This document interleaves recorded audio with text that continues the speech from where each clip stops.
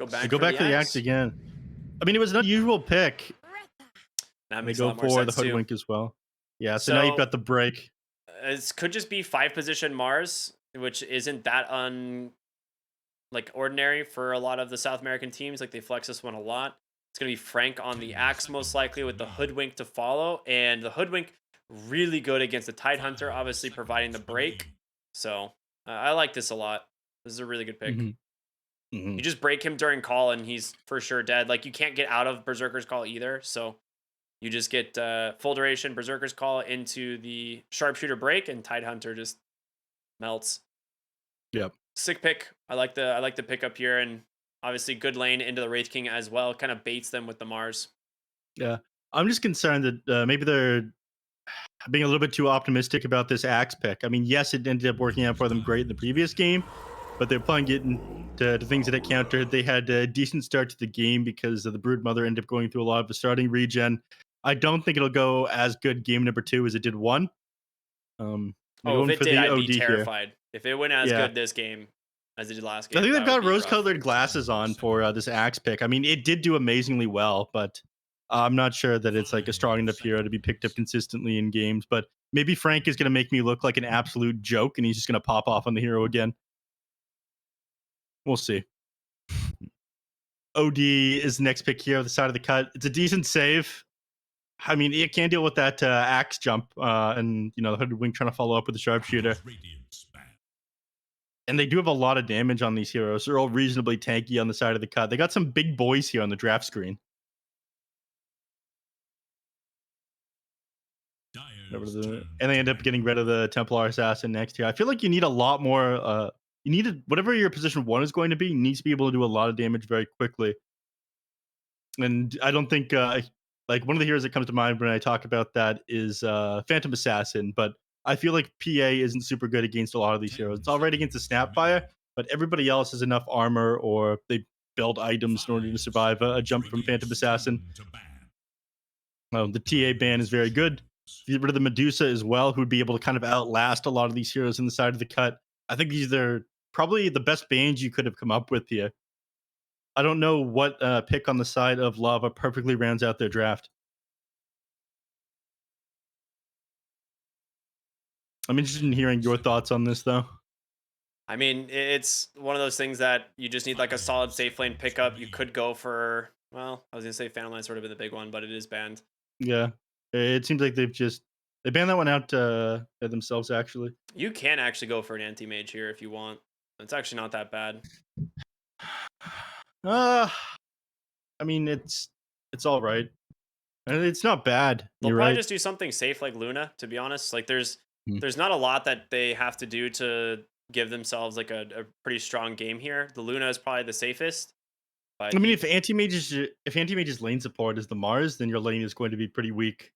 Is the only concern. yeah, I think we'll be seeing something like a Luna. It's just pretty easy hero to pick here. No, not very challenging. Even that's just not amazing. If your 5 is the Mars, though, maybe they could put Mars 4 and then put Hoodwink 5 if that's the case. Nah, they want the hoodwink with the axe lane, I think. Mm. Or as these picks kind of make the Mars support awkward, they need something a little bit stronger inside the lane to play a little bit further back. They go down to the last second, and There you go. you That's pick one of a the range better hero. heroes against the Tidehunter. You needed a ranged hero for sure. It was just a matter of which one. Like anti-mage would have been the exception because of the mana burn, but having the ranged hero with the Mars makes a lot of sense. And Morphling, just very easy lane into the Tidehunter. A little rough into OD though. Mm-hmm. What do you think your last pick heroes in the cut? They need a Spirit Vessel holder or something like that? Or do you think they just go for more lockdown? It's dude, this is it's so weird. Is like you have this OD who, in my opinion, is a pretty bad hero right now. AA? Okay, No, they go for the Knight. Chaos Knight. Ooh. So it is Yeah, going it's to be gonna be DNM. DNM Yeah, so anyway. 5 position tied. Man, this DNM's is played weird. the Chaos Knight a few times actually. Man, this is a weird draft out of the cut. I'm not sure I like this one. I feel like your stuns come out so slowly against the Morphling that he is always going to be able to get off his attribute shift in the laning phase. So you're not going to have a ton of kill potential on him for that reason. I don't know. I'm not crazy about the axe, but I'm not crazy about the cuts lineup here in game number 2. My It's too hard for me to pick a favorite to win this match. Actually, Interesting. Okay. Hmm. That's a little bit of a cop out, but I'll let it slide. All right. Under normal circumstances, I would say the cut. But Lava looked way too good last game, and so it's very hard for me to judge a favorite coming into this game. Um, I am with Lava 100%. I see OD. I think this hero is garbage, so I will be going for Lava. man, it's too hard to say. I feel like both drafts have some pretty big problems. The last two bans that came out onto the Shadow Demon and the Bane, I think were pretty solid out of Lava. The draft game seems to be pretty on point. Morphling is like an all right last pick that can do what I said, put out a lot of damage and be kind of difficult to kill during the laning stage. Especially if it's his attribute shift off, but it's not like the perfect solution either.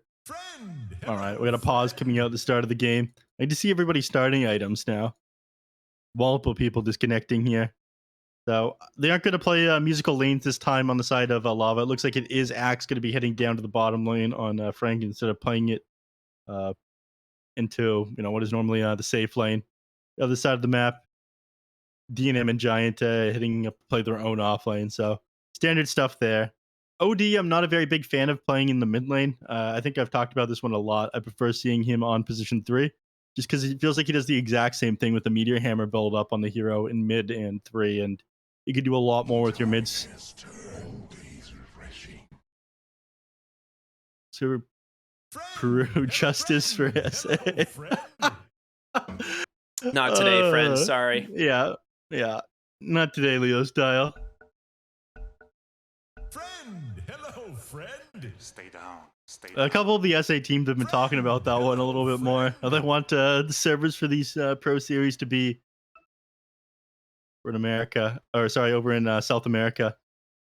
I think recently they've decided on a middle ground though for the game between Peru and Brazil, just because there's some routing issues and like one team has a significant ping advantage over the other. They just decided to play in the Argentinian servers. Yeah, that one actually was kind of interesting. That ended up being the case. Yep. Admin Badger Pablo actually advocated for that one. So any fans of these SA teams, they now have an easier time playing against each other because of Badger Pablo. Make sure to thank him for that one. 30 seconds to battle. As pressure builds, the stalwart remains. Frank. Let's do this. He scouts out the ward there. Nicely done. Nice No catch problem. by him. Yeah. I'm not sure if they're going to realize that there's an observer ward here on the side of the cut.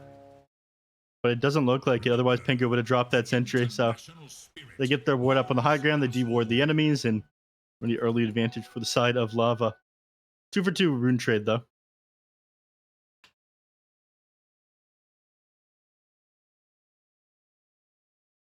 All right. Now, did you like the Chaos Knight as the last pick? It's okay. I mean, you definitely don't want the Tidehunter in the lane because it is such a miserable Tidehunter lane. So they did need a new off-lane hero for sure. The Chaos Knight, not that bad. Trades fairly well against the Mars. Really high damage, high armor, good lifesteal once you eventually get points in the Chaos Strike. But starting it off there with the damage, not bad. Yeah, you see that? He just like, I love watching that. It's like the enemies kind of outplay you with lane or something like that. Then you get angry and then suddenly you start harassing them a little bit more. Gutaro stopping DNM from getting the last hit on the creeping immediately. Not before, but after he throws out the Chaos Bolt onto him.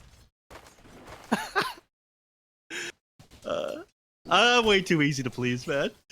Very nice. Bottom lane Scourge McDuck is already taking a lot of damage out here.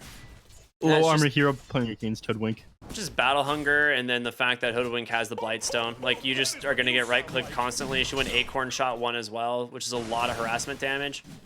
So, you got to be very careful here. Yeah, there's a lot of physical coming out onto you, and again, very low armor here. He's at 0 at the moment. After that, you apply that Blightstone to him. His tower will give him a little bit more armor to work with if he's underneath it, but yeah, a lot of harass coming out from him. He's already out of regen. What you sound like. Pengu's going to have to drop the salve onto him at some point, and Pengu can't really help harass in this lane is the issue. So CK actually ends up opting for Chaos Strike level 2. A little bit surprising. I would have expected Reality Rift since you've already got like the little Shredder and Blightstone, but their playmaking potential, I guess, comes at level 3 once they have everything available. Mm-hmm. You nice spear to make some space. He does need to be careful on the Mars because he is very vulnerable to these two if he gets stunned. Yeah. Even worse if they get the pullback with the Reality Rift. I mean, he could spear him away at any point, but I think the reason why he did go for this Chaos Strike is he realizes that he's going to take a little bit of harassment to Taro, but he can give himself topped up just by auto-attacking the creeps here. In the mid lane that we haven't touched on yet, Ricky. I've kind of looked at it a couple times, but yeah, back in the mid lane. Kit's doing pretty well here on the OD. Leo style. Not really that far behind on the Death Prophet, though. Almost an even lane. Yeah, a slight advantage over to Kit, so he's doing much better than he had in the previous game. Top lane, Katyu, about to drop.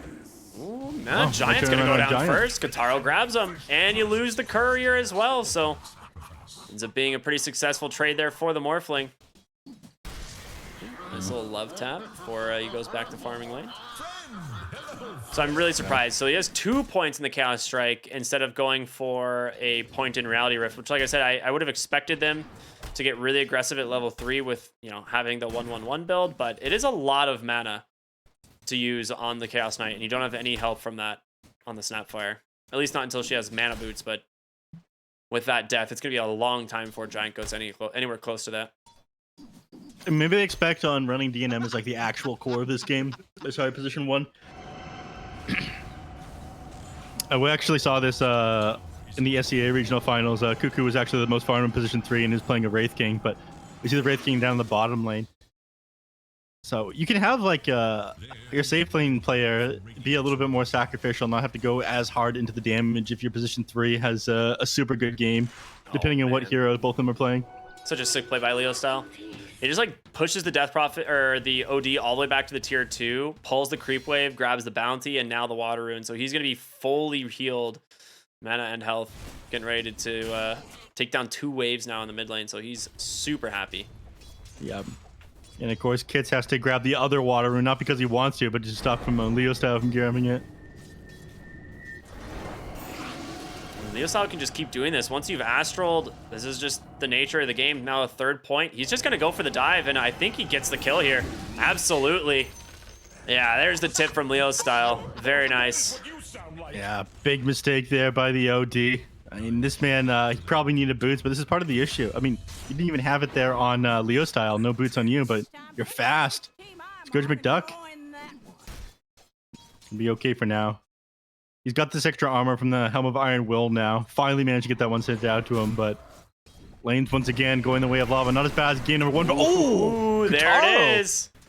He did not get the morph off. He was fully morphed to Agi, 380 health. Yeah, that came out onto him fast. He got the Chaos Bolt like at the same time he pulled him back in with Reality Rift.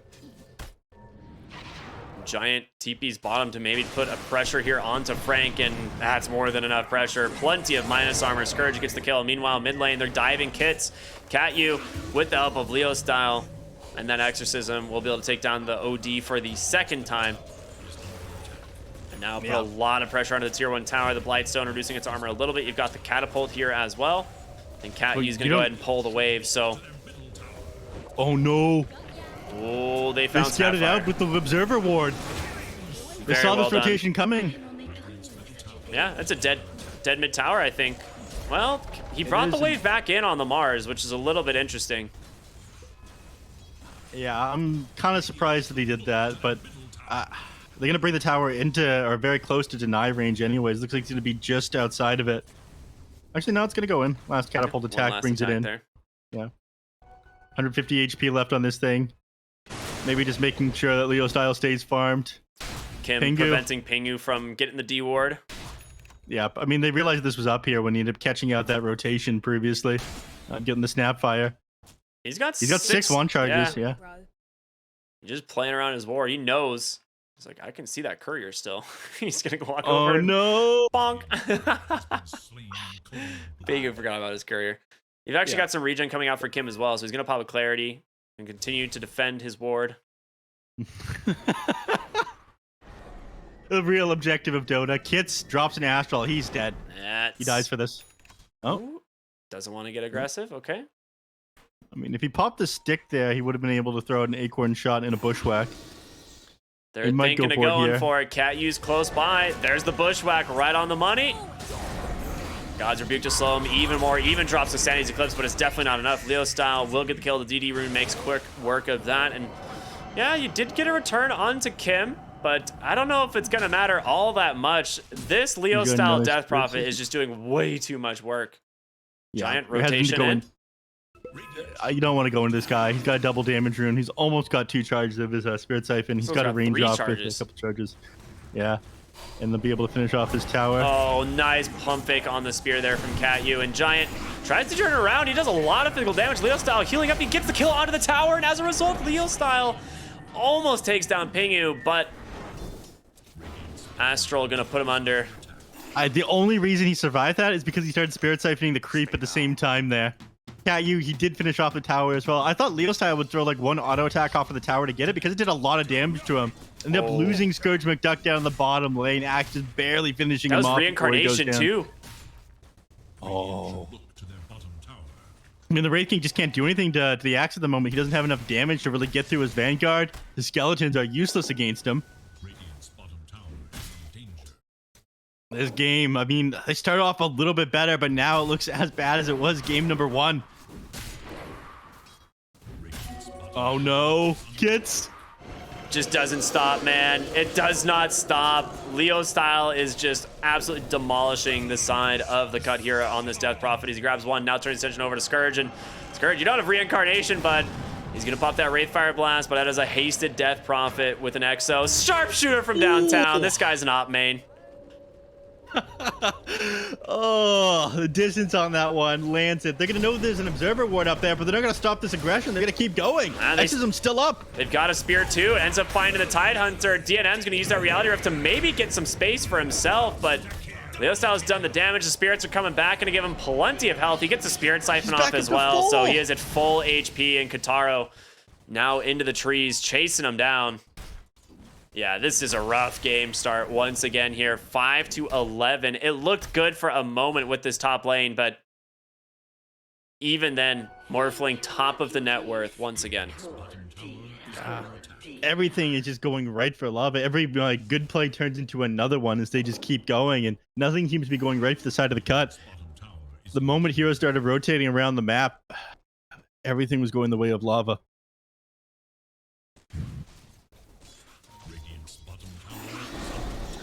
Kim scouting things out, trying to make sure that there's no vision up inside the enemy team's jungle.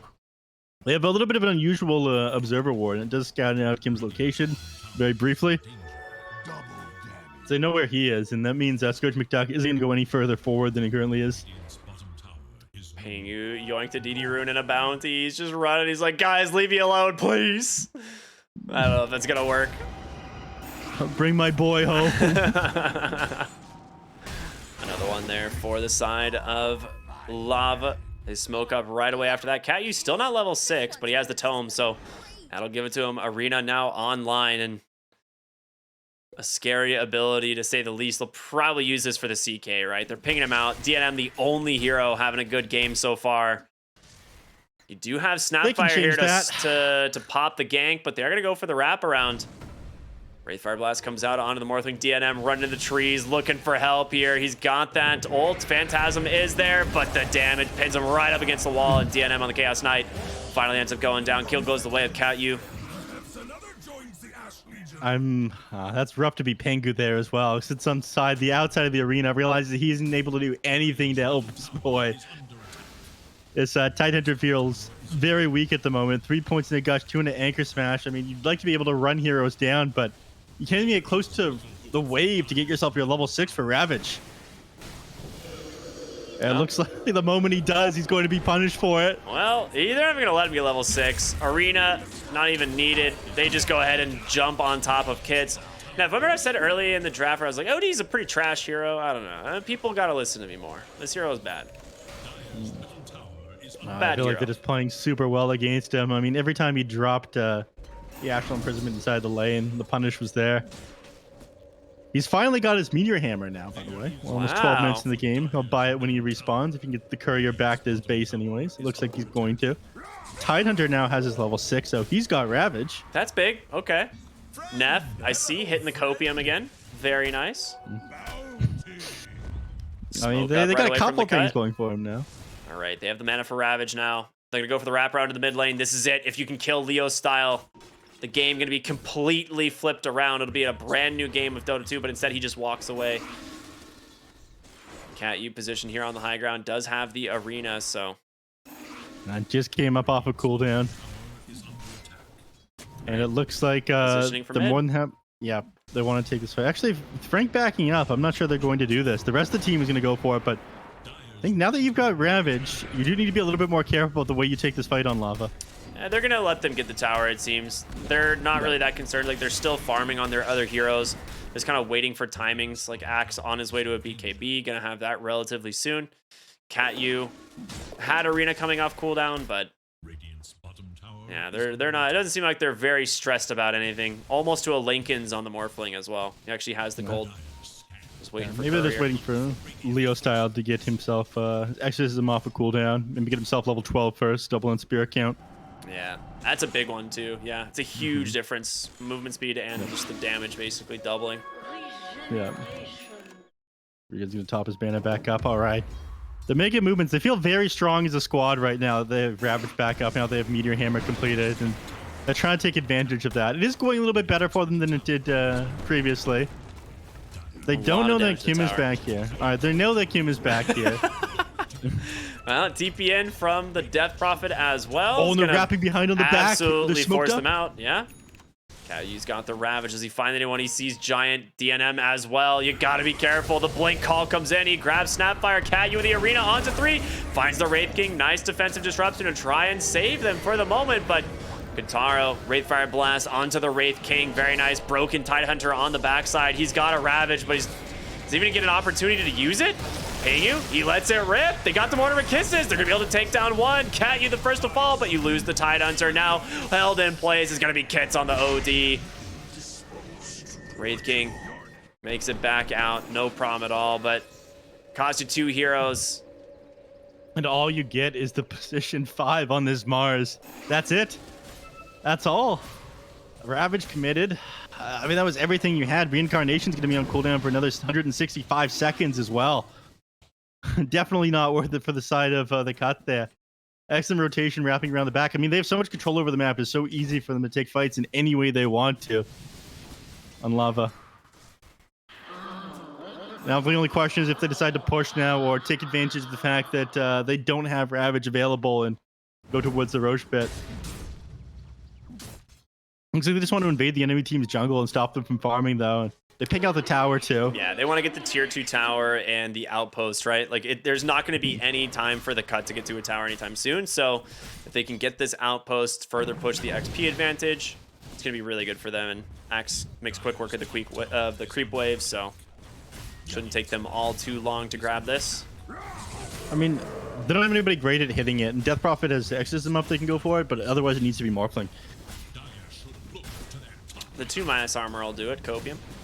Meanwhile, top lane, they are going to go for the trade for the tier 1. Kits grabs it with a Meteor Hammer, so some objectives going the way of the cut as they give up the bottom tier 2.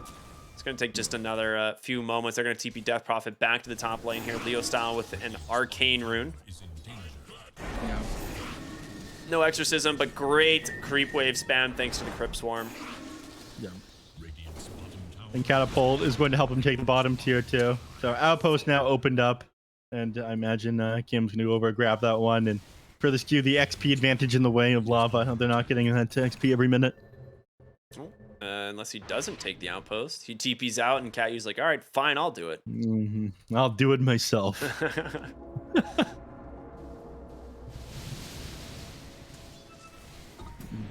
Getting close to 17 minutes where tier 2 neutral items are going to start to drop. One thing that Morphling doesn't have going for him is he got a serious lack of sustain. He sometimes sits at pretty low HP and he isn't able to heal back up. Lincoln Sphere help with that a little bit, 7 HP a second, but it runs a risk of falling somewhat low. Tumbler Toy is so good, man. This item is so cool. Yeah. Very ownage item. Probably needs to be removed as a tier 1 neutral or reworked somehow. A lot of people complain that it is just way too good. A little jump that you do can make a lot of things happen. Not a lot of people get a chance to practice with it though, because it doesn't even show up every game, and even when it does, there's other neutral items that you might want to get or somebody else might want it. So I feel like the play potential hasn't really been like min-maxed on that item. Kataro continuing to farm up here on the Morphling. Ghost Scepter into the E-Blade coming soon. Manages to find the Brigand's Blade. Pretty solid item for a hero that attacks that fast. And to Roshan they go. They've got the Axe. They've got plenty of physical damage here from the Morphling. They can even commit the Exorcism if they want. It's not the fastest without it, so yeah, they will go ahead and drop it. Yeah. Definitely worth it. Yeah. Axe was taking a lot of damage off this one. You don't want to drop to him.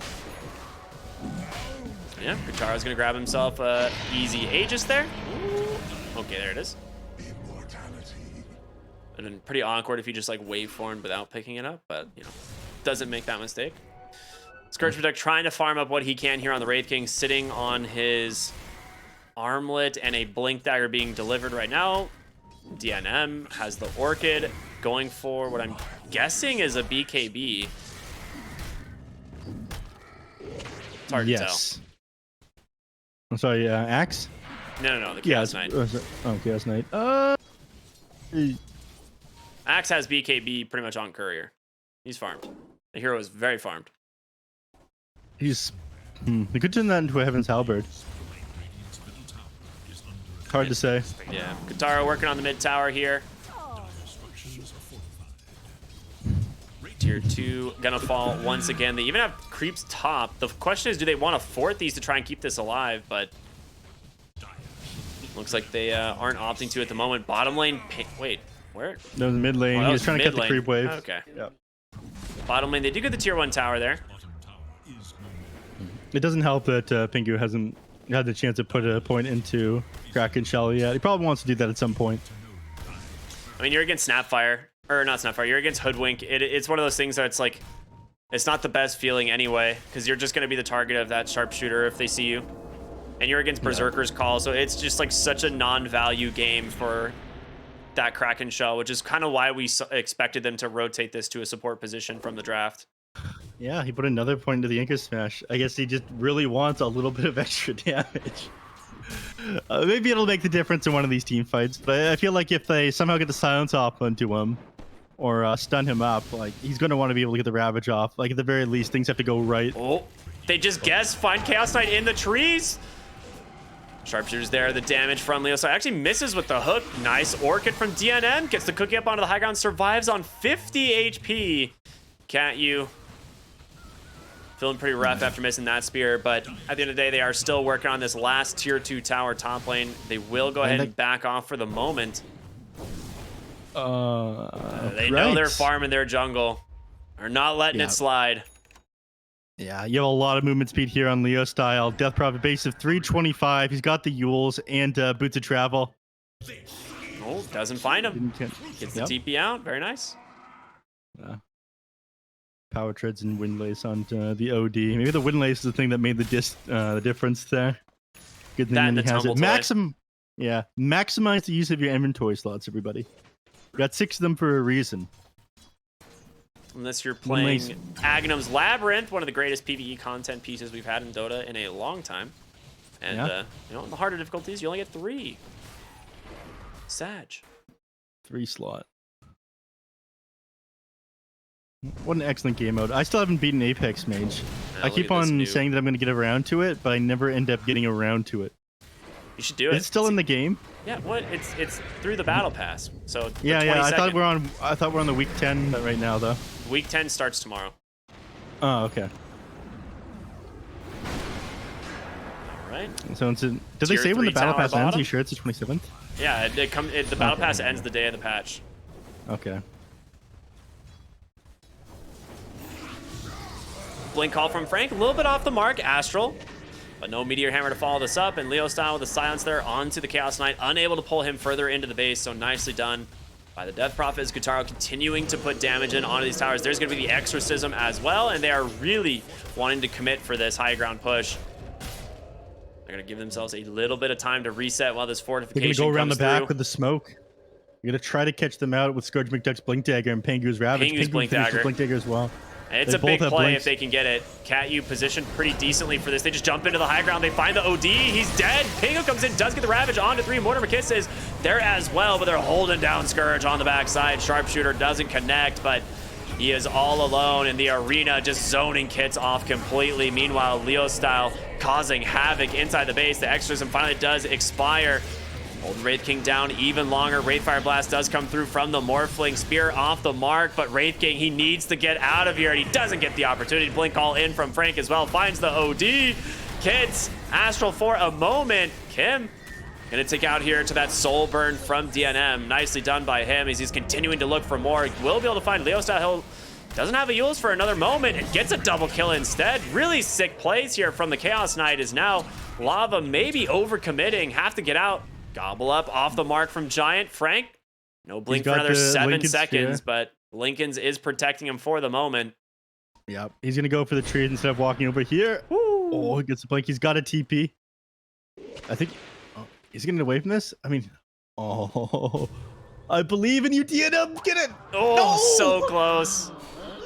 Very difficult catch. But they managed to defend, and the rack's still standing, and Lava, they end up falling off after that team fight. So a little bit of net worth going their way. You did have to expend buybacks there in that fight, and they used a lot, but the kill off on a Leo style, the Beyond Godlike streak ended. It looked very rough at the beginning of that one. I thought it was all going to be over when the initial Ravage and Mortimer Kisses ended. They couldn't do anything, but DNM, like you said, making a couple of super sick plays there. Yeah, I mean, he pretty much did most of the damage. He also got most of the gold for his team, so 1,250 going his way. So he's much happier about that. He's got the Aether Lens done.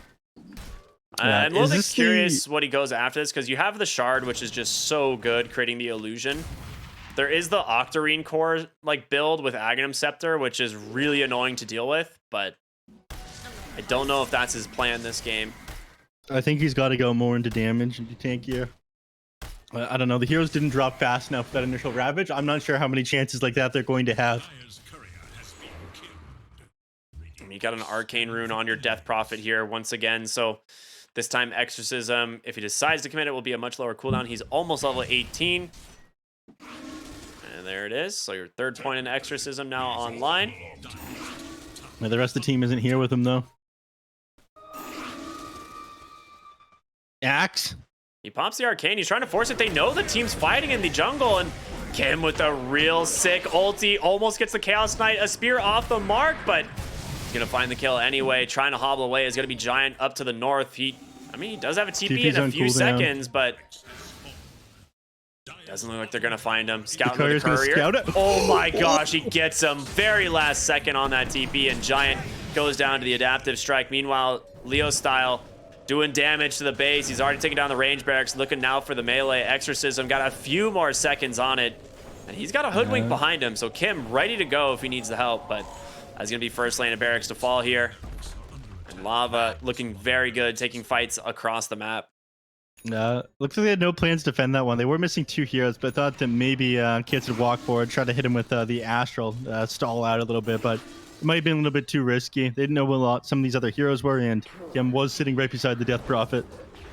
I mean, anytime he sees the DP or the OD start walking forward, he just throws the silence, right? So it makes it so difficult to actually land. Oh no, Scourge McDuck is walking right up into the axe. Oh no. Well, there is no follow-up from the axe here. Well, there it is. Morphling gonna try and make his way down here. He still has that battle hunger. No way to cancel. 1 second on call. Oh, just off time. Okay, that's nicely done. I'll wind up on that. It's just a little bit too long. They're looking Kits. mid.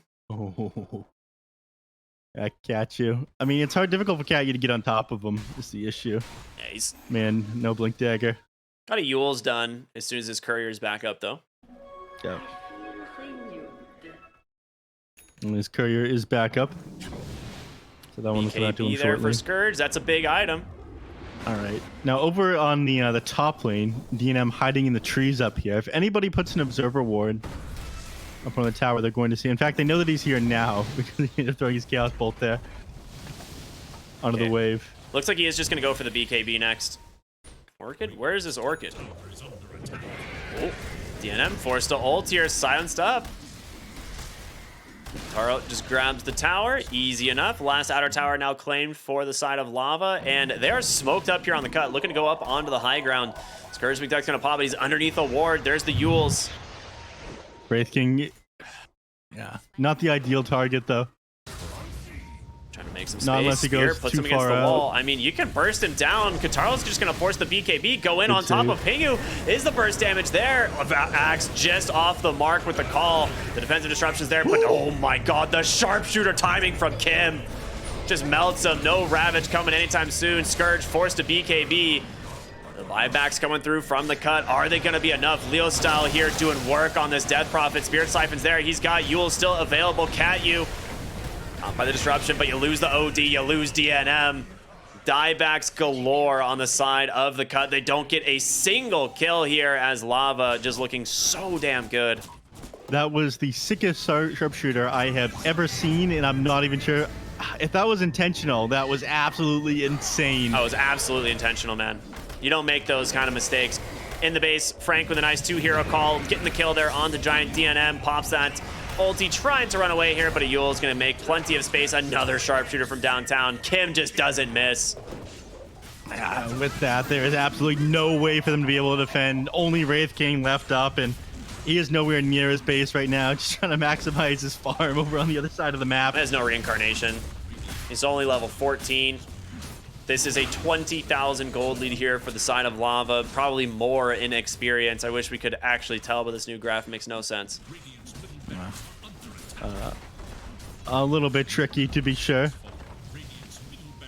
Plus 40%. They have 21 levels up on them overall. But like, which 21 levels, you know? That's the weird thing. Like, that's what I don't like about this. It's just like, yes, they have 42% more experience, and I'm like, okay. Well, that doesn't tell me anything.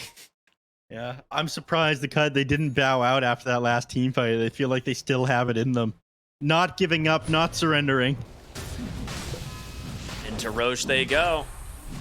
Aegis and Shard now available for the side of Lava once they grab it. Oh, Mars kind of getting beat down here a little bit at the Roche. How do you get pit, back but into this, though, man? What do you do from here is the issue. I mean, this is such a hard game. dude, I don't know if there is an answer to that. If fights go like perfectly, or you wait for Lava to make some like super big mistakes, like we thought the game was over with Dog Champ earlier, but they managed to bring things back and win. Decoy now available for Hoodwink as they give her the shard. I think this is one of my, I would say this is one of the most underutilized shards. People really don't pick this up when I think they should. This thing is so good.